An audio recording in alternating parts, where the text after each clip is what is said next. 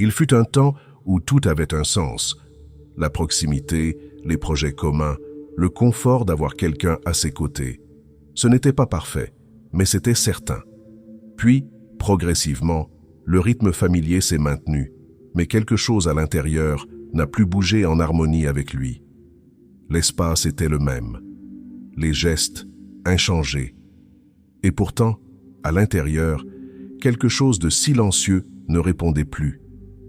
L'âme remarque ce que l'esprit ne voit pas.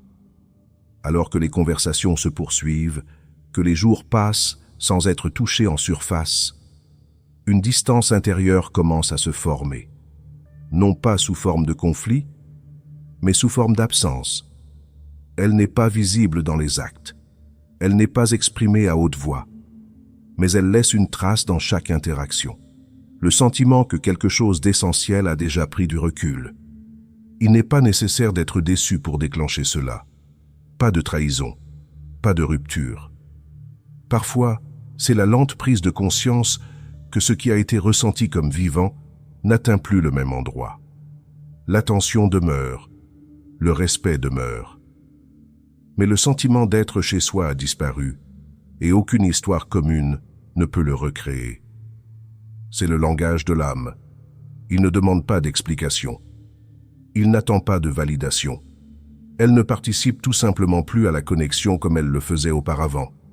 Elle se détache, non pas comme une punition, mais comme une reconnaissance. Une vérité plus profonde remonte à la surface. Rester maintenant nécessiterait un abandon de soi.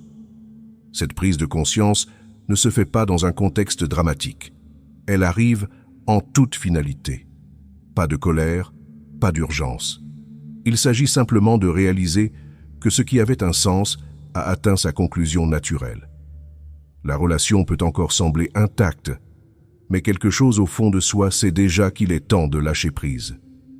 Ce n'est pas une décision logique, c'est un mouvement intérieur, un message qui n'est pas exprimé par des mots, mais qui est ressenti à chaque pause, à chaque respiration, à chaque regard, qui ne se pose plus là où il se posait. Et lorsque l'âme s'exprime de cette manière, pas bruyamment, mais indéniablement, il n'y a pas de chemin pour revenir à ce qui était. Il n'y a que la certitude tranquille que rester serait un acte d'oubli de soi. Certains liens semblent solides parce qu'ils n'ont jamais été mis à l'épreuve par le silence. Ils se déroulent sans heurts, restent cohérents et procurent un sentiment de sécurité. Mais sous le confort, quelque chose d'essentiel reste intact. Une connexion peut être stable et ne pas rencontrer les parties les plus vivantes du moi. Les premiers stades offrent un sentiment de soulagement.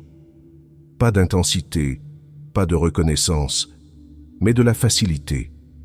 Être avec quelqu'un, c'est mieux que d'être seul, et cela devient suffisant. L'autre devient un refuge contre l'agitation intérieure, un moyen de repousser le poids de la solitude. L'affection existe, mais elle est souvent plus ancrée dans le besoin que dans la profondeur. La routine s'installe rapidement. Il y a un rythme, une structure. Les journées commencent à s'organiser autour de ce qui nous est familier. Et dans cette familiarité, l'illusion de l'intimité trouve un espace pour se développer. Non pas parce qu'il y a tromperie, mais parce qu'il est plus sûr de ne pas chercher à aller plus loin. Quelque part en arrière-plan, l'âme veille.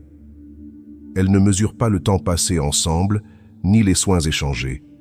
Elle prête attention à quelque chose de plus silencieux, l'absence de vitalité. Et lorsqu'elle ne trouve plus de vitalité dans le lien, elle commence à se retirer, non pas brusquement, mais avec une certitude tranquille. Les tentatives de rétablissement de la proximité restent souvent à la surface. Conversations planifiées, gestes d'affection, efforts renouvelés. Mais ce n'est pas l'attention qui manque, c'est la résonance. Lorsque la connexion devient un entretien, l'âme commence à se sentir non représentée, non vue, non touchée. Même en présence de loyauté et de gentillesse, quelque chose commence à s'estomper. Les gestes deviennent automatiques. Les espaces partagés semblent de moins en moins partagés.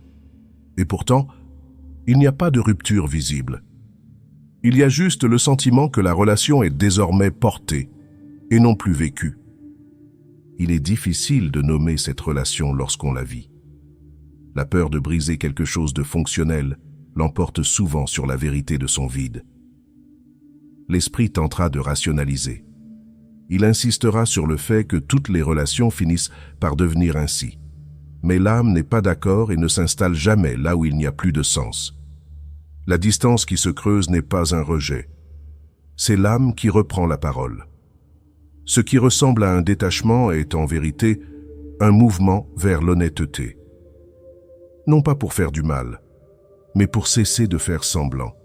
Et lorsque le silence entre deux personnes n'est plus paisible, mais sous pression, ce n'est pas parce que quelque chose ne va pas.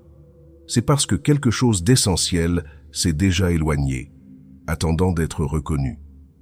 Certaines décisions ne se prennent pas dans l'action. Elles se prennent tranquillement, au plus profond de soi. Une personne reste, poursuit la routine, partage le même espace, mais l'âme ne rencontre plus ce qui se déroule. Elle observe, elle enregistre, et finalement, elle se retire. Il arrive un moment où une connexion ne reflète plus ce que l'on est devenu.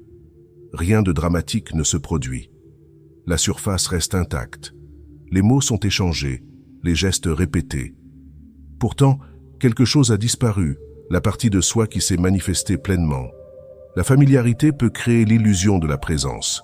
Mais la présence n'est pas une question de proximité physique. C'est une question d'alignement. Et lorsque cet alignement se dissout, ce qui reste est une participation sans essence. L'âme le reconnaît bien avant que l'esprit ne le permette. Le corps peut continuer. La voix peut continuer à parler gentiment. Mais à l'intérieur, l'énergie change de direction. Non pas par rejet, mais parce que le lien n'a plus la même signification. Rester devient plus lourd. Non pas à cause d'un conflit, mais à cause d'une dissonance. La relation n'est plus un espace d'expansion. Elle commence à comprimer ce qui était autrefois ouvert. Et cette compression n'est pas durable, ni pour le cœur, ni pour la vérité qui grandit à l'intérieur. Les tentatives de récupération de ce qui était échouent souvent à traiter ce qui est. Revenir à de vieilles habitudes, revisiter des souvenirs, offrir plus d'efforts. Rien de tout cela n'atteint le cœur. Car ce qui a changé, ce n'est pas le comportement. Ce qui a changé, c'est le lien entre ce qui est vécu et ce qui est ressenti. Il n'y a pas d'explication simple, il n'y a pas de tournant visible, juste un sentiment constant que le lien demande quelque chose que l'âme ne peut plus donner. Non pas à cause d'un manque, mais à cause d'un changement. Un changement si réel qu'il ne peut être ignoré sans se trahir. Rester devient alors une forme de silence. Non pas un silence paisible, mais un silence qui retient ce qui veut vivre ailleurs. Un silence qui s'amplifie avec le temps, jusqu'à ce qu'il remplisse chaque coin de la relation du poids de ce qui n'a pas été dit. Lorsque ce poids devient constant, la clarté s'ensuit, non pas comme une prise de conscience soudaine, mais comme le résultat de ce qui a déjà été vécu intérieurement. L'âme n'est plus d'accord. Et lorsque l'âme n'est plus d'accord, rester devient une performance qui coûte trop cher. Certaines émotions n'attendent pas la permission. Elles entrent discrètement, mais s'installent profondément. Sans crier gare, le familier devient inconfortable. Non pas parce que quelque chose a changé autour de vous, mais parce que quelque chose d'essentiel a déjà changé en vous. Que signifie le fait que tout va bien, mais que la paix est absente? Lorsque l'attention est présente, mais qu'elle n'aboutit plus à rien de significatif. Ce ne sont pas des signes de confusion. Ce sont les premiers signes qu'une partie de vous s'éloigne de ce qui vous semblait être votre foyer. L'agitation ne se manifeste pas toujours de manière brutale. Elle se développe à travers des moments qui ne sont plus vivants. Une conversation répétée trop souvent. Un toucher qui n'apporte plus de chaleur. Un silence qui donne l'impression d'être encombré au lieu d'être calme.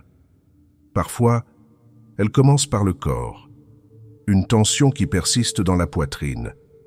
Une respiration qui ne s'écoule plus facilement. L'âme ne s'exprime pas toujours par des mots. mais par les endroits en vous qui se sentent coincés, lourds ou résistants. Les autres ne remarqueront peut-être pas que quelque chose a changé. Vous ne savez peut-être même pas comment le nommer. Mais le sentiment est là, marquant les limites de quelque chose qui ne vous tient plus honnêtement. Pas par rejet, de vérité. Vous essayez de vous adapter, vous vous présentez, vous jouez votre rôle, mais quelque chose dans cette connexion vous semble artificiel. Vous vous voyez en train de faire des mouvements familiers sans la même intention. La répétition n'apporte pas de réconfort, elle vous rappelle ce qui manque. L'immobilité devient difficile à supporter, non pas parce que vous avez besoin de plus de stimulation, mais parce que le silence n'est plus partagé. Auparavant, le silence était perçu comme un lieu de repos. Maintenant, il ressemble à une question à laquelle vous ne pouvez pas répondre. Même la clarté peut sembler cruelle lorsqu'elle arrive de manière douce et inévitable. La prise de conscience est simple. Vous n'êtes plus tout à fait ici. Votre âme a déjà pris du recul, attendant que le reste de vous cesse de faire semblant. Cette agitation n'est pas une demande de réparation. Ce n'est pas une demande d'effort supplémentaire. Elle ne cherche pas à être réparée. Elle indique quelque chose d'honnête, que la connexion ne reflète plus qui vous êtes maintenant. Il n'est pas nécessaire de tout nommer d'un coup. Il vous suffit d'admettre ce que vous savez déjà. Lorsque le sentiment ne passe plus, il ne s'agit pas d'une réaction. C'est une direction. La répétition n'est pas un hasard. Lorsque le même malaise émotionnel revient sans cesse dans une relation, ce n'est pas une coïncidence, c'est une résistance. Quelque chose de profond ne veut plus coopérer avec ce qui se passe à la surface. Cette résistance n'est pas là pour vous embrouiller.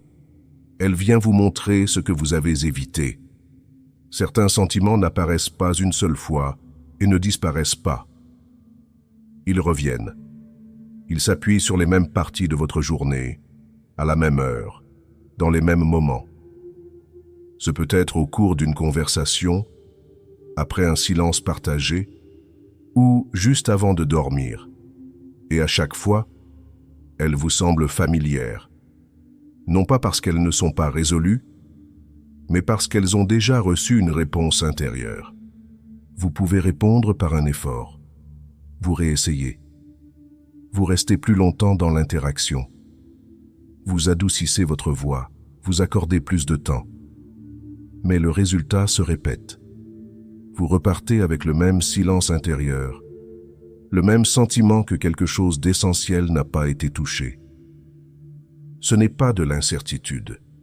C'est votre âme qui refuse de se fondre dans ce qui n'est plus vivant. La résistance, sous cette forme, n'a rien à voir avec la peur du changement. C'est le corps qui reflète une vérité que l'esprit n'a pas encore totalement acceptée. La résistance n'est pas toujours synonyme de conflit. Souvent, elle ressemble à de la fatigue, comme le calme après l'effort. Une sorte de calme qui ne vous apaise pas, mais vous épuise. Vous n'êtes pas mis à l'épreuve. On vous montre ce qu'il en coûte de continuer. Lorsque la même déconnexion apparaît encore et encore, ce n'est pas une invitation à réparer. C'est le signe que votre moi intérieur n'est plus capable de faire semblant. La relation peut encore fonctionner extérieurement, mais la répétition vous indique que votre participation est devenue mécanique. Il est facile de prendre cela pour une phase. Mais la répétition n'appartient pas à l'avenir.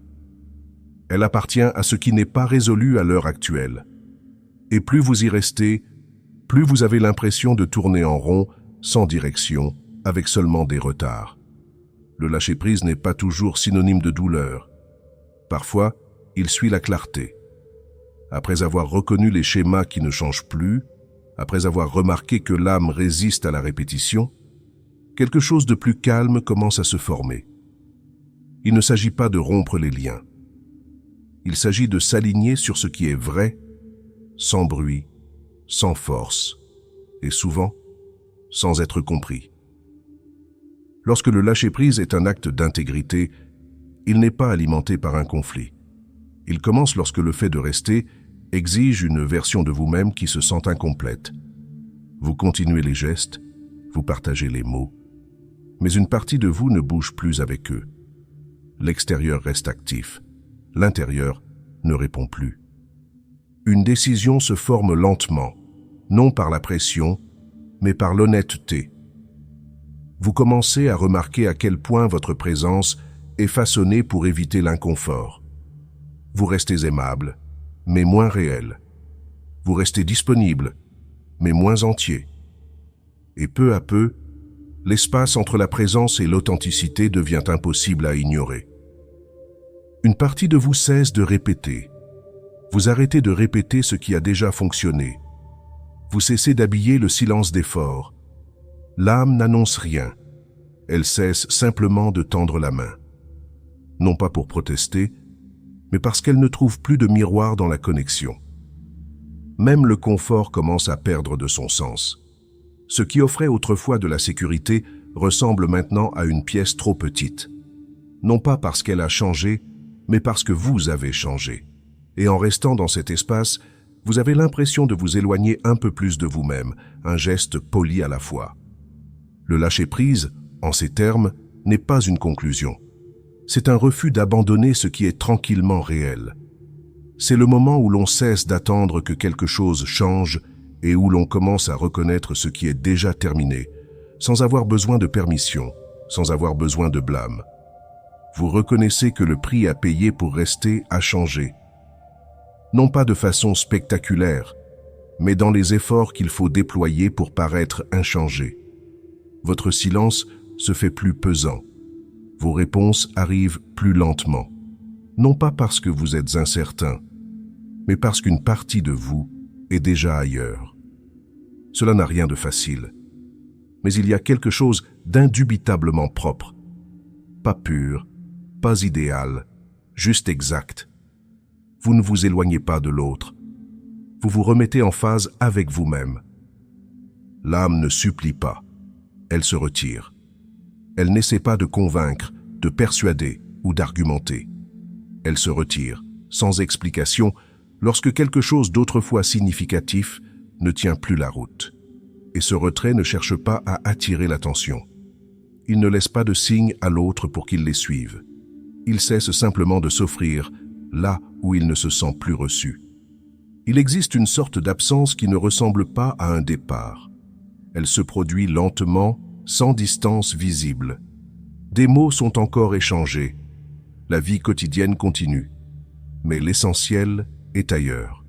Le corps reste dans la pièce, tandis que quelque chose de plus profond se tourne vers l'intérieur et ferme la porte derrière lui.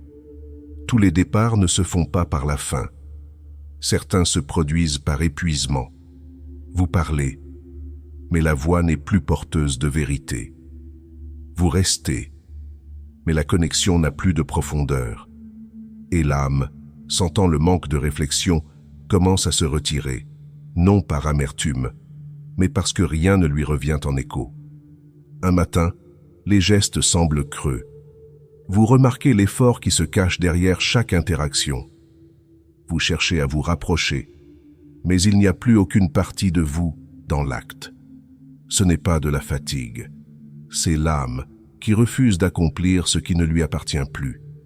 Il n'y a pas d'avertissement lorsque cela se produit, aucune tension, aucun signal, juste l'érosion constante de la participation. Vous cessez d'anticiper, d'offrir, d'expliquer. Vous ne cherchez plus à comprendre parce que votre présence s'est déjà détachée du besoin d'être vue. Même l'empathie commence à s'estomper.